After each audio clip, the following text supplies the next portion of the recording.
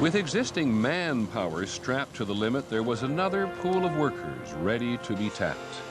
Factory owners were very reluctant to hire women. They argued they'll never learn how to operate these complex machines, and if they come onto the assembly line, they'll distract the men, productivity will go way down, and besides, they shouldn't leave their homes. It'll be the end of the home and the family. But then by about 1942 or 1943, when so many men were in the armed forces, they had to turn to women. So suddenly the whole attitude toward women coming to work changed.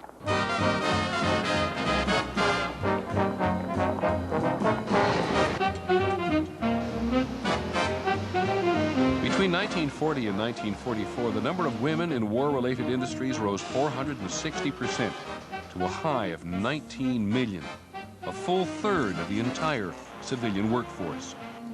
Half of those women were wives and mothers who had never held jobs before.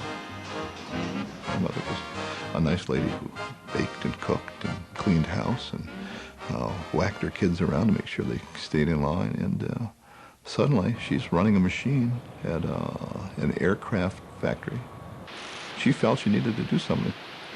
I think there was an underlying, unexpressed kind of patriotism, not the kind that waves flags, but it was the kind that loved our lives, that loved our country, and we all worked for one reason, to get those airplanes in the sky.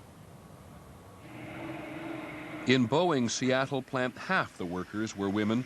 In just 4 years, they turned out over 12,000 B-17 bombers. They call it the Flying Fortress. Most awesome plane.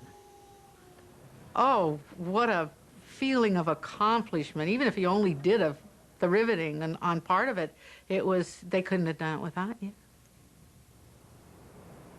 I became an ABS welder, top of the line. I wore a leather suit. I had a helmet with glasses through it. I pulled this down. I could see through the glass in the helmet.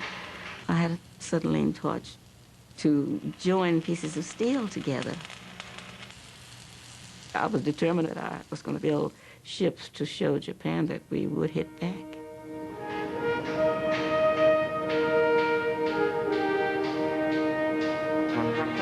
Thanks in large part to these women workers, American factories turned out 4,000 tanks and 4,500 planes every month. And ships, which used to take 1 year to assemble, were now being completed in 17 days. Production expectations were not only being met, they were being surpassed.